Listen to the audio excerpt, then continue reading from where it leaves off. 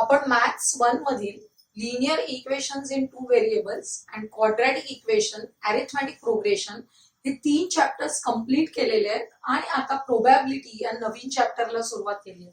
त्यातील random experiment याच्यावरचा video पण आपण बघितलेला आहे. या सर्व व्हिडिओच्या लिंक आजच्या या व्हिडिओच्या डिस्क्रिप्शन मध्ये दिलेल्या आहेत. आज आपण सॅम्पल स्पेस या नवीन कन्सेप्ट कडे जाणार आहोत. बघा, आपण रॅन्डम एक्सपेरिमेंट बघितले. रॅन्डम एक्सपेरिमेंट म्हणजे कसे एक्सपेरिमेंट? ज्या एक्सपेरिमेंट्सचे आपल्याला पॉसिबिलिटीज, रिझल्ट्स माहिती आहेत, परंतु त्यातला कोणताही एक आउटकम आपण निश्चितपणे सांगू शकत नाही. अशा वेळी तो रॅन्डम एक्सपेरिमेंट असतो. बरोबर आहे? तर आपण सॅम्पल स्पेस म्हणजे नेमकं काय बघूया. The set of all possible outcomes of a random experiment is called a sample space. A set of, set हा कन्सेप्ट आपण 9वी मध्ये बघितलेला आहे. सेट म्हणजे काय? Well defined collection of objects is known as a set.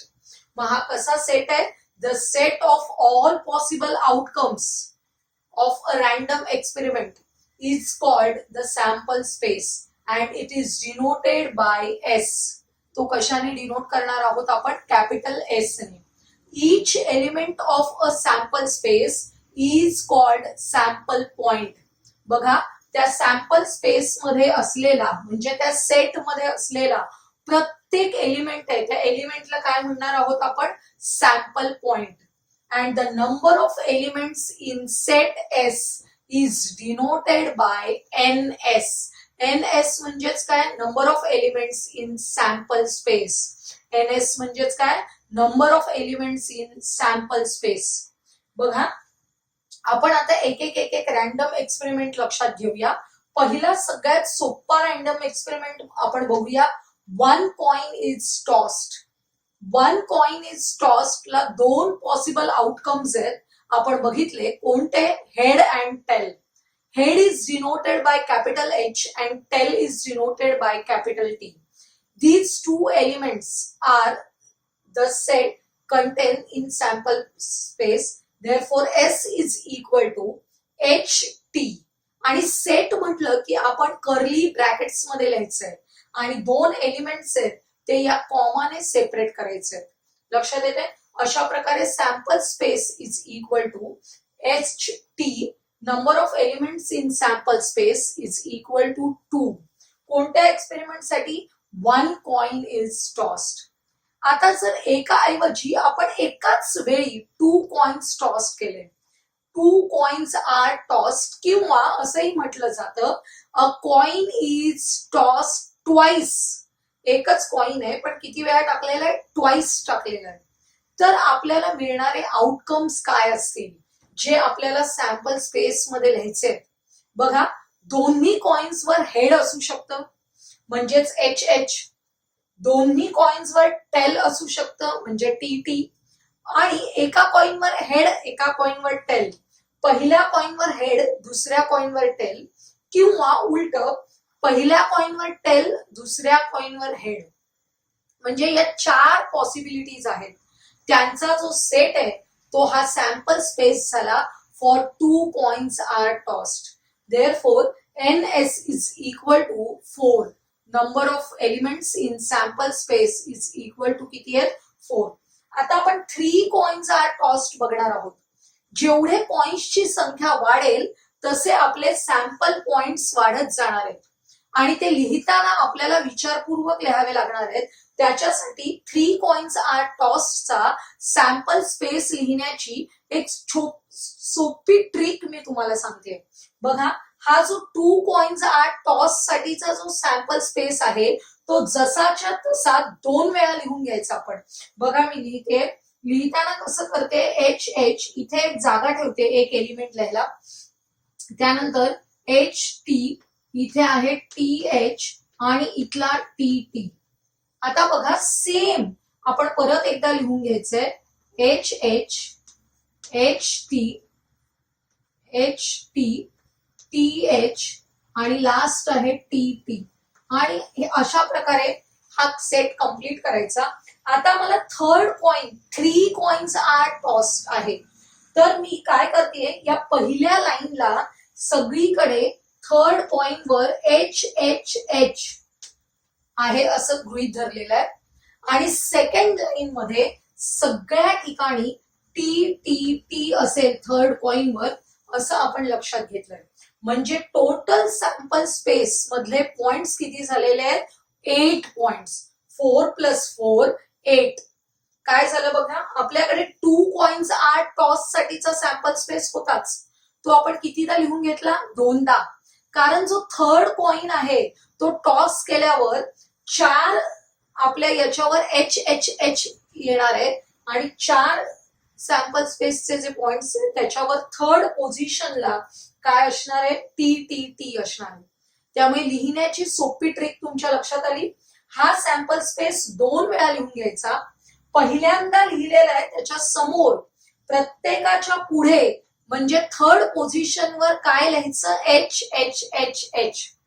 आणि खालच्या ओळीवर पुढच्या थर्ड पोझिशनवर काय लिहायचंय, टी टी टी टी. तुमच्या लक्षात येईल NS = 8 असे आपल्याला 8 सॅम्पल पॉइंट्स मिळालेले आहेत. अतिशय सोप्या पद्धतीने आपल्याला हा सॅम्पल स्पेस लिहिता येतो. आपण पुढचे रॅन्डम एक्सपेरिमेंट आणि त्याचे सॅम्पल स्पेस बघूया. अ डाय इज थ्रोन. आता बघा असा डाय असेल, हा टाकल्यानंतर काय होणार आहे, याला एक टोटल 6 फेसेस आहेत.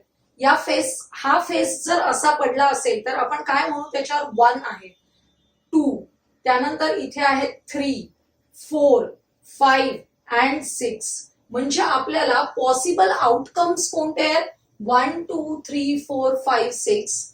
आणि हे सगळे एलिमेंट्स या कॉमाने सेपरेट करून कर्ली ब्रॅकेट्स मध्ये लिहायचे, म्हणजे झाला आपला सॅम्पल स्पेस. आणि number of elements in sample space is equal to 6.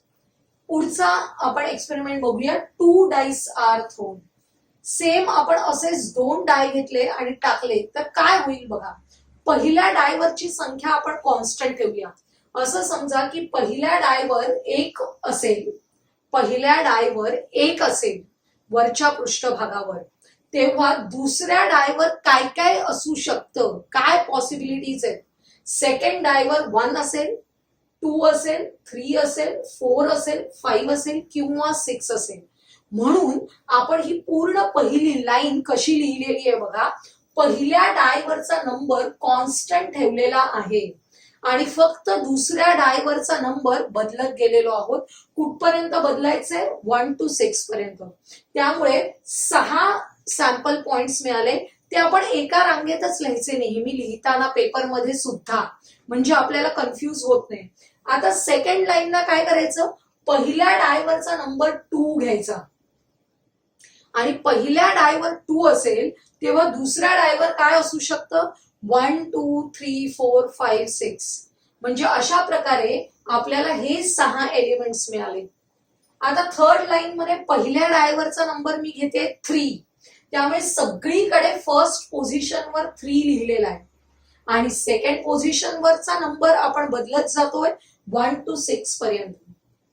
Fourth line मध्ये फर्स्ट पोझिशनवर म्हणजे पहिल्या डायवरच्या अप्पर फेसवरचा जो नंबर आहे तो आहे 4, सगळीकडे कॉन्स्टंट ठेवलेला आहे आणि सेकंड डायवरचा नंबर आपण बदलतो आहोत बघा. त्यामुळे हे 6 एलिमेंट्स मिळाले. त्याचप्रमाणे इथे आपण पहिल्या डायवरचा नंबर कॉन्स्टंट ठेवला 5 आणि सेकंड डायवरचे नंबर्स चेंज करत गेलो 1 to 6 पर्यंत. लास्ट याच्यामध्ये पहिल्या डायवरचा नंबर 6 कॉन्स्टंट ठेवलेला आहे आणि सेकंड डायवरचा नंबर आपण बदलत गेलेलो आहोत 1 2 3 4 5 6 पर्यंत. लक्षात येते. अशा प्रकारे टोटल आपल्याला किती मिळालेले आहेत, एका रांगेमध्ये 6 आहेत आणि अशा 6 रोज आहेत, बरोबर. त्यामुळे 36 एलिमेंट्स मिळालेले आहेत आणि आपण जेव्हा अशा पद्धतीनेच लिहितो तेव्हा सगळे लिहिले जातात विदाउट कन्फ्युजन, एखादा मिस आउट होत नाही. म्हणून लिहिण्याची पद्धत आपण नेहमी अशीच ठेवायची आहे. एका रांगेत 6च लिहायचे, 7वा लिहायला नेहमी दुसऱ्या रांगेमध्येच यायचंय आणि हे सुद्धा एकाखाली एक लिहा. म्हणजे एका विशिष्ट पद्धतीने लिहिलं की आपलं शोधणं पण सोपं जातं. त्याच्या पुढचे जे आपले प्रश्न प्रकार आहेत, इव्हेंट शोधा वगैरे अशा वेळी. आता बघा पुढचा एक्सपेरिमेंट बघूया. अ card is drawn from the pack bearing numbers 1 to 25. आपल्याकडे कार्ड्स तयार केलेले आहेत, त्याच्यावर नंबर्स लिहिलेले आहेत फ्रॉम 1 to 25. म्हणजे आपल्याकडे किती कार्ड्स आहेत? 25 कार्ड्स आहेत. फ्रॉम 1 to 25 नंबर्स असलेले. आपण ते नंबर्स लिहिलेत सॅम्पल स्पेस मध्ये. 1 पासून स्टार्ट करायचे, 1 2 3 4. एका विशिष्ट पद्धतीने नॅचरल नंबर्स आहेत हे अप टू 25. म्हणजे मधले नंबर्स नाही लिहिले तरी चालतात. लक्षात येते? गेल्या वर्षी आपण सेट्स मध्ये बघितलेलं होतं त्याप्रमाणे 1 to 25 जर रांगेत नंबर्स असतील तर आपण पहिले 4 नंबर्स लिहिले, dot dot dot, last number लिहायचा 25. NS इज इक्वल टू किती आहे? 25. बघा पुढचा experiment. A coin and a die thrown simultaneously. आता आपण काय केलंय? एक कॉइन घेतलाय आणि एक डाय घेतलाय. हे दोघं जर टाकले तर काय होईल? बघा कॉइन टाकल्यावर दोनच आउटकम्स मिळतात आपल्याला, हेड अँड टेल. आणि डाय वर कोणते आउटकम्स मिळतात? 1 2 3 4 5 6. मग आपण काय करूया? कॉइनला कॉन्स्टंट ठेवूया. पहिल्या ओळीला कॉइनवर हेड आहे असं अज्युम करूया. कॉइनवर जेव्हा हेड असेल तेव्हा डायवर काय काय असण्याची पॉसिबिलिटी आहे? 1 2 3 4 5 6. म्हणजे आपले एलिमेंट्स कसे झाले? H1 H2 H3 H4 H5 H6. त्याप्रमाणे जेव्हा कॉइनवर टेल असेल तेव्हा डायवर काय काय असू शकतं? डायवर 1 to 6 कोणताही नंबर असू शकतो. त्यामुळे हे परत 6 एलिमेंट मिळाले टी बरोबर. T1 T2 T3 T4 T5 T6. म्हणजे टोटल नंबर ऑफ एलिमेंट्स किती झालेले आहेत? NS is equal to 12. हा पण अतिशय महत्वाचा एक्सपेरिमेंट आहे. A coin and a die is thrown simultaneously. आपण 2 एक्झाम्पल्स बघूया सॅम्पल स्पेस वर बेस असलेली. पहिलं बघा. For the following experiment write sample space S and NS. असा तुम्हाला 1 मार्कासाठी प्रश्न आला. 2 digit numbers are formed using the digits 2, 3 and 5 without repeating digits. आपल्याला 3 डिजिट्स दिलेले आहेत 2, 3 and 5. We have to form 2 digit numbers. 2 अंकी संख्या 2 digit numbers by using these digits without repeating digits. Without repeating याचा अर्थ काय? हा 2 जर आपण रिपीट केला ट्वाइस तर काय होईल? 22 तयार होईल. 3 ला ट्वाइस रिपीट केला तर 33 होईल. 5 रिपीट केला तर 55 होईल. हे नंबर्स आपल्याला नकोय. कारण काय सांगितलंय? Without repeating digits. Without repeating digits ही कंडिशन फार महत्वाची आहे. आता आपल्याला जे 3 नंबर्स दिलेले आहेत बघा 2, 3 and 5. आपल्याला सॅम्पल स्पेस तयार करायचंय. मी या 2 बरोबरचे नंबर्स तयार करते. 2 आणि 3 ने कोणता नंबर तयार होईल? 23. 2 बरोबर 5 घेतला की कोणता नंबर तयार होईल? 25. आता 3 ने सुरुवात करूया. 3 च्या पुढे 2 लिहिले की काय होतात? 32. आणि 3 च्या पुढे 5 लिहिले की काय होतात? 35. त्यामुळे 32 35. आता 5 ने नंबर स्टार्ट करायचे. 5 च्या पुढे 2 लिहिले 52 आणि 5 च्या पुढे 3 लिहिले 53. म्हणजे आपल्याला टोटल किती नंबर्स मिळाले? 6 नंबर्स. बघा 23. 2 बरोबर 5 घेतले 25. 3 बरोबर 2 घेतले 32. 3 बरोबर 5 घेतले 35. 5 बरोबर 2 घेतले 52. 5 च्या पुढे 3 घेतले 53. अशा प्रकारे 2 डिजिट नंबर बनवायचे विदाउट रिपीटिंग डिजिट्स. म्हणून आपण 22, 33, 55 हे नंबर्स घेतलेले नाहीत. त्यामुळे अशी कंडिशन जी दिलेली असते ती आपण आवर्जून वाचायची आहे. फार महत्वाचं आहे. नंबर ऑफ सॅम्पल पॉइंट्स आपल्याला किती मिळाले? 6. हा 1 मार्काचा प्रश्न आहे, अतिशय छोटा आणि सोपा. बघा क्वेश्चन नंबर 2. आपल्याला एक डिस्क दिली आहे. तुम्ही बघितली असेल एखाद्या जत्रेमध्ये वगैरे आपण बघतो तशी ही डिस्क आहे. the arrow is rotated and it stops randomly on the disk. हा जो रेड कलरचा पिंक कलरचा एरो दिसतोय तो ही डिस्क रोटेट केल्यानंतर कोणत्या तरी या एका कलरवर स्टॉप होणार आहे. हे 6 कलर्स लिहिलेले आहेत, यापैकी कोणत्या तरी एका कलरवर स्टॉप होणार आहे. काय करायचंय, find out on which colour it may stop. यापैकी कोणत्या कलरवर स्टॉप होईल ते फाइंड आउट करा. बघा, डिस्क रोटेट केल्यावर हा एरो या 6 पैकी कोणत्याही कलरवर येऊ शकतो. बरोबर आहे. या 6 कलरना इक्वल चान्स आहे या रॅन्डम एक्सपेरिमेंट मध्ये. म्हणजेच there are 6 colours on the disc. The arrow can stop on any of the 6 colours. कोणत्याही एका कलरवर तो स्टॉप होऊ शकतो. Therefore S is equal to red, orange, yellow, सगळे कलर लिहायचे. Red, orange, yellow, blue, green and purple असे 6 colour आपण लिहिलेले आहेत in curly brackets by using comma for separation between the 2 elements. आणि NS इज इक्वल टू किती झाले, 6.